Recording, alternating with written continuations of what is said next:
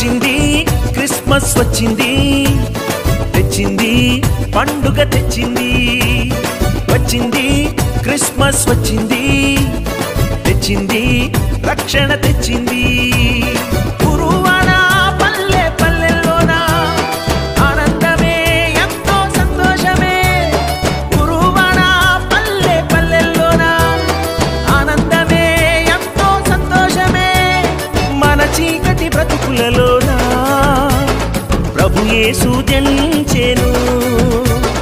మన చీకటి బ్రతుకులలోన ప్రభు యేసు జనించెను. రారండో వేడుక చేద్దాం, కలిసి రారండో పండుగ చేద్దాం. రారండో వేడుక చేద్దాం, కలిసి రారండో పండుగ చేద్దాం. ప్రభు అయినటువంటి యేసుక్రీస్తు వారి పరిశుద్ధమైన నామంలో తండ్రి అయిన దేవాది దేవునికి నిత్యము స్తుతియు స్తోత్రములు, మహిమయు ఘనతయు ప్రభావములు యుగయుగములు ప్రభువునకి చెల్లునుగాక. ఆత్మీయులారా, బాగున్నారు కదూ? మరో పర్యాయం ఇలాగన కలిసి ప్రభువును గొప్ప చేసే భాగ్యం ప్రభువారు మనకు అనుగ్రహించున్నారు. దయగలిగిన ఆయన ఆత్మచేత సమభూమి గల దేశమున ప్రభువు మనలను నడిపించునుగాక. ఆమె నేటి దినాన శనివారం, రేపటి ఆరాధన కొరకు మనల్ని మనం సిద్ధపరచుకునే రోజు. మరియు మనం నేర్చుకునబోతున్న వాక్యము, చదవనై ఉన్న వాక్య భాగములు ఇవిగో ముందుగానే మన కొరకు సిద్ధపరచబడి ఉన్నవి. కనుక మనలను మనము సిద్ధపరచుకుని రేపటి దినాన పనులు కానీ ప్రయాణాలు అన్నిటినీ ఈ దినాన కంప్లీట్ చేసుకుని వేగిరమే దేవుని ఆలయములో నిలుచుటకు మనల్ని మనం సిద్ధపరచుకుందుముగాక. రాజైన దావీదు అంటాడు, యెహోవా మందిరమునకు వెళ్ళుదుమని జనులు నాతో అనినప్పుడు నేను సంతోషించి తిని అంటాడు. అంటే ఒక రాజు అయి ఉండి లోకములో, రాజభవనంలో, రాజ్యంలో ఎక్కడ లేని దొరకని సంతోషం దేవుని ఆలయంలో అతడు పొందుకోగలిగాడు. దానిని ఎరిగి ఉన్నవాడు కనుకనే దేవుని ఆలయాన్ని అంతగా ప్రశంసించాడు. మరి దేవుని వాక్యాన్ని వింటున్న నీ జీవితంలో నీవు దేవుని ఆలయం యొక్క గొప్పతనాన్ని, ఔన్నత్యాన్ని, మహిమైశ్వర్యాన్ని ఎరిగి ఉన్న వారమును మనమైతే దేవుని ఆలయాన్ని విడిచి మనం ఎలా ఉండగలం? కనుక ప్రార్థనాపూర్వకంగా సిద్ధపడదాం. నేటి దిన వాక్య ధ్యానం కొరకై భాగము ఆదికాండము 39వ అధ్యాయం 6వ వచనం. అతడు తనకు కలిగినదంతయు యోసేపు చేతికి అప్పగించి తాను ఆహారము తినుట తప్ప తనకేమి ఉన్నదో ఏమి లేదో విచారించినవాడు కాడు. యోసేపు సుందరుడు, రూపవంతుడును సుందరుడునై ఉండెను. ప్రార్థన. ప్రేమగల తండ్రి, కృపగల దేవా, స్తోత్రం. మీ నామంలో ప్రార్థిస్తున్నాం, సహాయం చేయండి. ఈ వాక్యం మా అందరి హృదయాల్లో ఫలభరితం చేయండి. మీ చిత్తం మా యందు నెరవేర్చండి. రహస్య రాకడ కొరకు సిద్ధం చేయండి. యేసు నామమున ఆమేన్. ఆత్మీయులారా, పోతీఫర్ ఇంటికి యోసేపు వచ్చారు. యోసేపు పనివాడిగా డ్యూటీలో జాయిన్ అయ్యాడు.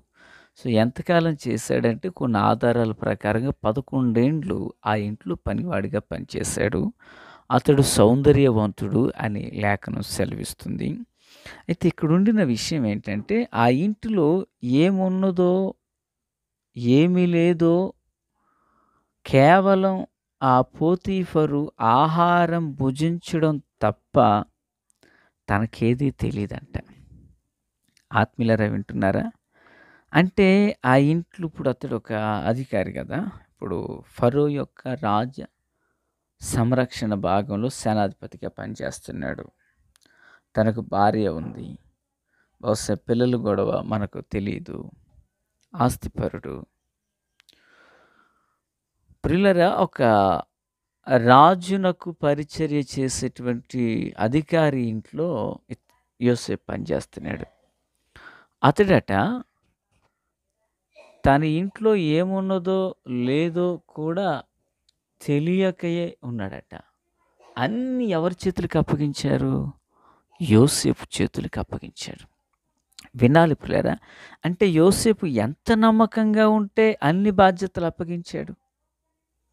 నేను ఎలా అనుకుంటున్నాను, పోతీఫరు ఉద్యోగం నుంచి వచ్చాడు, భోజనం చేసాడు, పడుకున్నాడు, పొద్దున్నే డ్యూటీకి వెళ్ళిపోయాడు.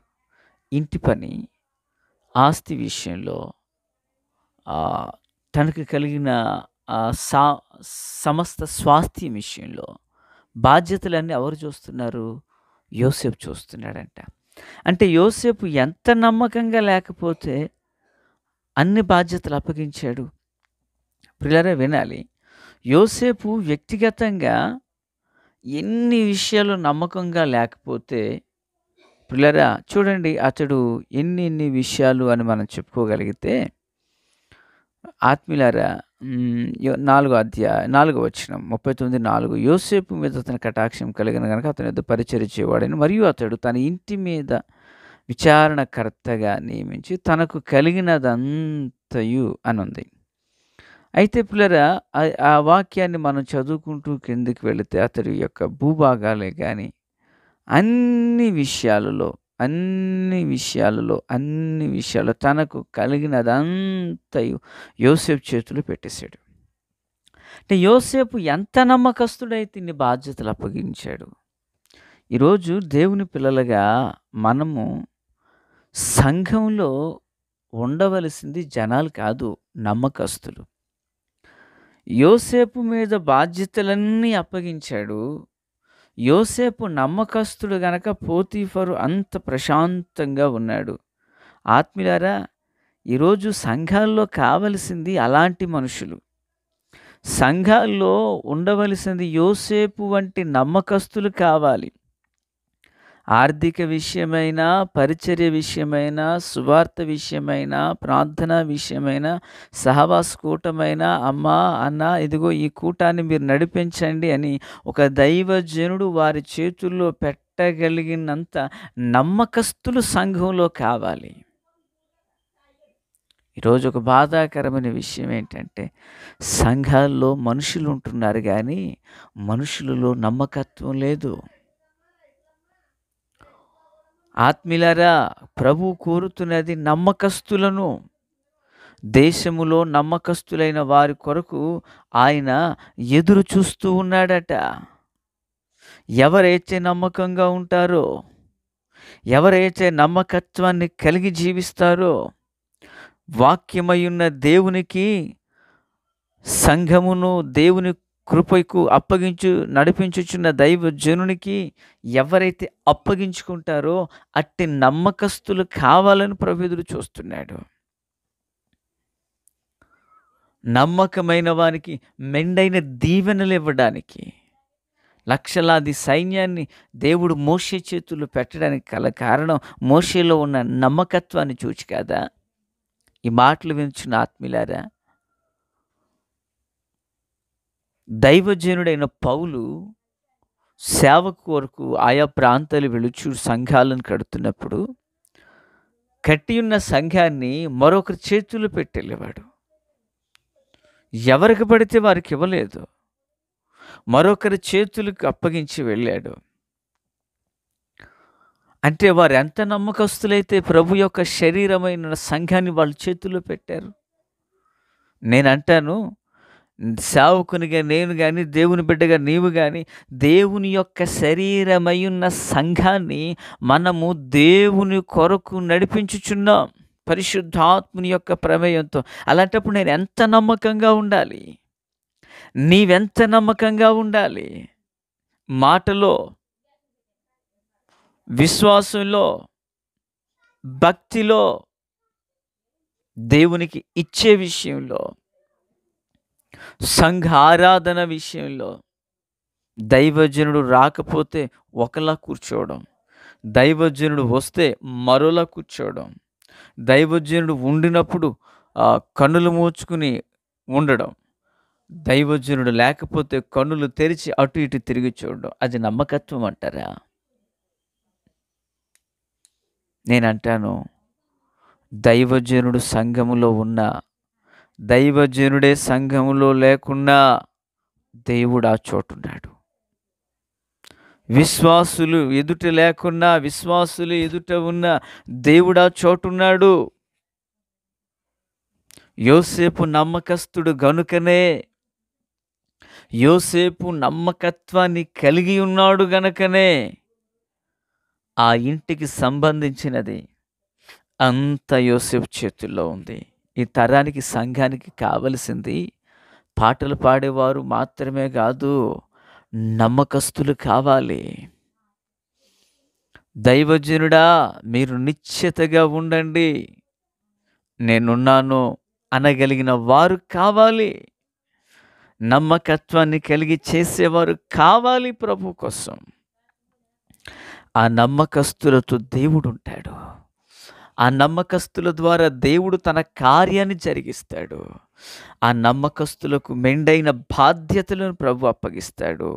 వాక్యం సెలవిస్తుంది కదా, లూకా సువార్త 19:17, బలా మంచి దాసుడు, నీవు కొంచెంలో నమ్మకంగా ఉంటివి గనుక 10 పట్టణముల మీద అధికారివై ఉంది. ఒక చిన్న బ్రాంచ్లో నమ్మకంగా ఉంటే, ఓ చిన్న సంఘములో మనం నమ్మకంగా ఉంటే, ఒక్క దేవుని మాట విషయంలో మనం నమ్మకంగా ఉండగలిగితే, ఒక చిన్న పని విషయంలో మనం నమ్మకంగా ఉండగలిగితే, వాక్యం సెలవిస్తుంది, మిక్కిలి కొంచెములో నమ్మకముగా ఉండువాడు ఎక్కువలోను నమ్మకముగా ఉండును, మిక్కిలి కొంచెములో అన్యాయముగా ఉండువాడు ఎక్కువలో కూడా అన్యాయంగా ఉంటాడట. నీకున్న 100 రూపాయలు 10 రూపాయలను దశంభాగం నమ్మకంగా తీ. దేవుడు ఆ నమ్మకత్వాన్ని చూస్తాడు. 10 పట్టణాల మీద అధికారినిగా చేశాడట. నువ్వున్న సంఘంలో నమ్మకంగా ఉండు, విశ్వాసంలో నమ్మకంగా ఉండు, వాక్యంలో నమ్మకంగా ఉండు, కుటుంబంలో నమ్మకంగా ఉండు, వ్యాపారంలో, వ్యవసాయంలో, ఉద్యోగంలో నమ్మకంగా ఉండు. నీకు అనేకమైన బాధ్యతలను దేవుడిస్తాడు. అనేకులపై, అనేకుల మధ్యలో నిన్ను తలగా దేవుడు నియమిస్తాడు. ఆ కృపతో దేవుడు మనల్ని దీవించినట్లుగా, ప్రభువా యోసేపు అంతటి నమ్మకత్వాన్ని నేను అలవర్చుకోవటానికి సహాయం చేయను అని అడిగితే, ఒకవేళ ఇప్పటికి భార్య విషయంలో, భర్త విషయంలో నమ్మకత్వాన్ని కోల్పోయి నువ్వు ఉన్నావేమో, సంఘ సేవకుని దగ్గర నమ్మకాన్ని కోల్పోయి ఉన్నావేమో, ప్రార్థించు, సరిదిద్దుకో. కృపా కనికరము కలిగిన దేవుడు నిన్ను కరుణించక మానడు. ప్రార్థన. తండ్రి దేవ స్తోత్ర, వాక్యం అందరూ హృదయాల్లో ఫలభరితం చేసి మేలుతో నింపి నడిపించి రహస్య రాకడ కొరకు సిద్ధం చేయండి. యేసు నామములో ఆమేన్.